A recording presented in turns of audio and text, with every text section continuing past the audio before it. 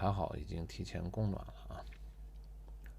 周一的下午呢，咱们的门诊日啊，还是出完门诊正常的视频更新啊。今天的开头是一个这个是一个中耳胆汁瘤啊，中耳胆汁瘤手术以后的患者。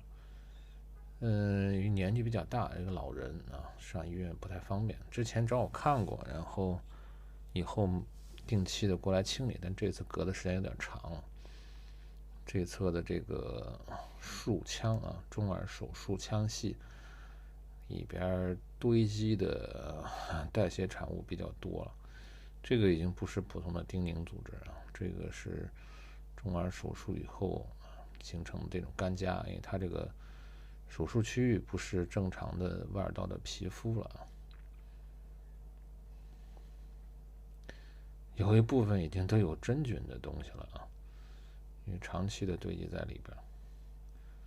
好歹这种它不是直接在皮肤上产生的，所以呢还好，跟这个普通的真菌性外耳道炎的还不太一样啊。里边一个大坑，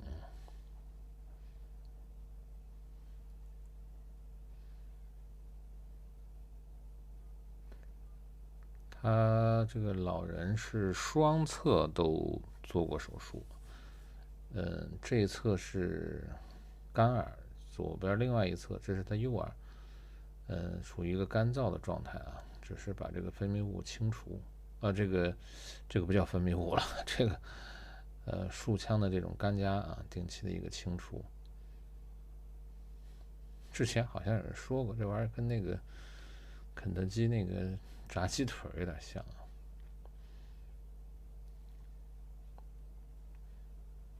另外一侧呢是对，它另外一侧是感染状态啊，有脓性的分泌物。这个是手术完以后啊，一个大坑，然后原先的鼓膜区域啊，都有这种干痂的这种附着。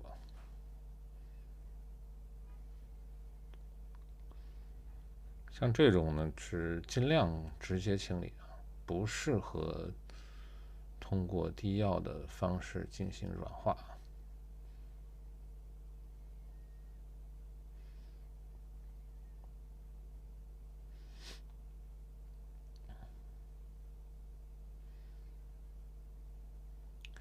现在这个下方应该是鼓膜的位置，它这个鼓膜已经不是正常的了。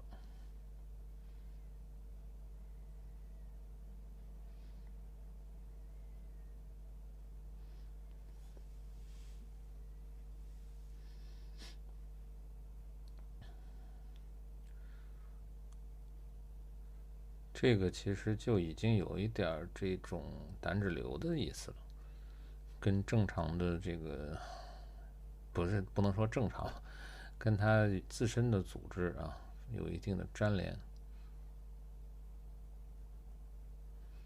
质地也比较的硬，跟前面那个松散的那个都不一样了。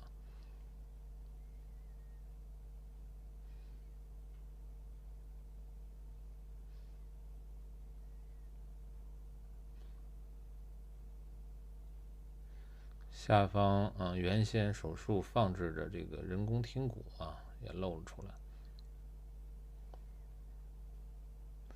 它在这个人工听骨表面本身应该还放置有移植的筋膜或者是软骨类似的，但是已经都全部脱落了。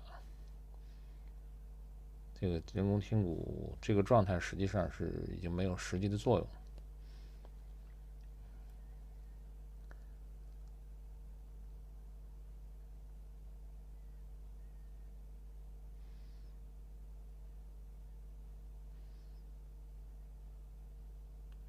这个听骨基本上就脱出了，属于一个这是人工听骨放置的一个问题啊。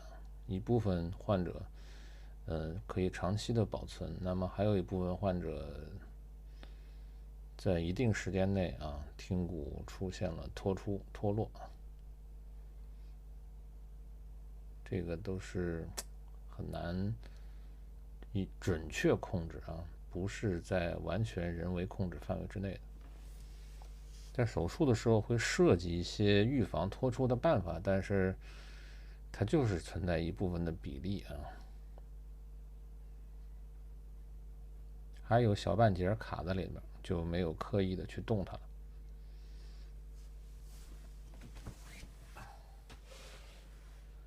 一个中耳胆脂瘤手术以后的清理啊，后边就都是普通的丁宁栓塞啊。这个是洗完澡以后自己拿棉签瞎捅，结果给怼瓷实了啊。捅完以后就觉得突然听声音有点下降，害怕了。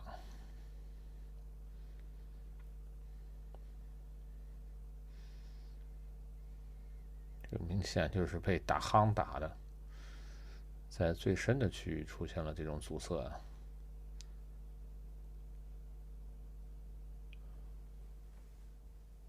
洗澡以后啊，这个棉签的这个行为啊，没有什么实际的意义啊。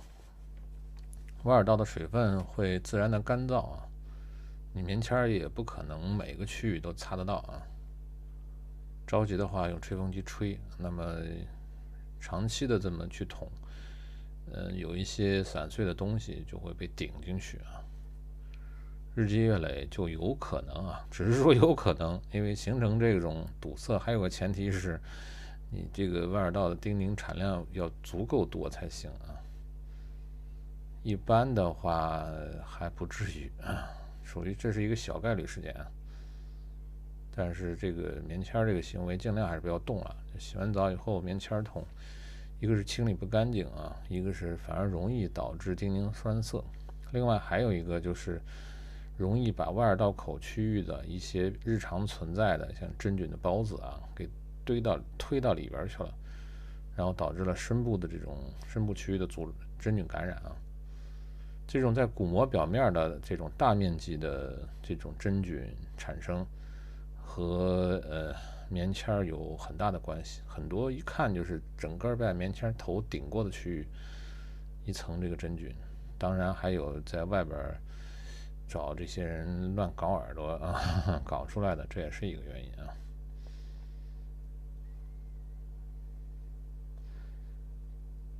这是一个怼的比较瓷实的啊。其实更多的人是这种啊，并不是很多，但是在一层的一些区域内，跟这个瓦工在墙上，或者是这个推这种水泥似的啊，一层碾在上面，这是更多见的。其实平时，它呢就是说，因为产量还不够啊，丁宁的生产的这种量还不够，对棉签整个碾的一层碾在上面了，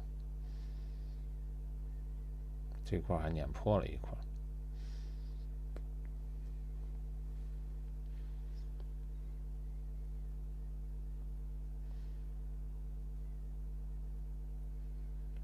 棉签的东西尽量不要用啊，没有多大实际意义。最后是一个牛肉干啊，也好久没有这个质地的了。这个也有棉签碾压的痕迹啊，表面一个被棉签砸的这个坑的地方，有点这个上顶天下顶地的意思了。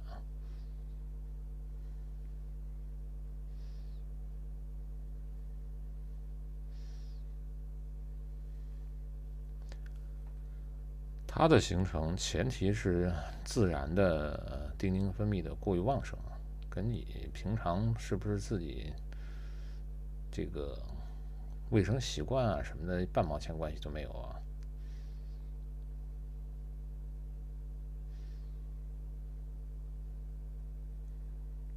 OK 啊，一个普通的牛肉干啊。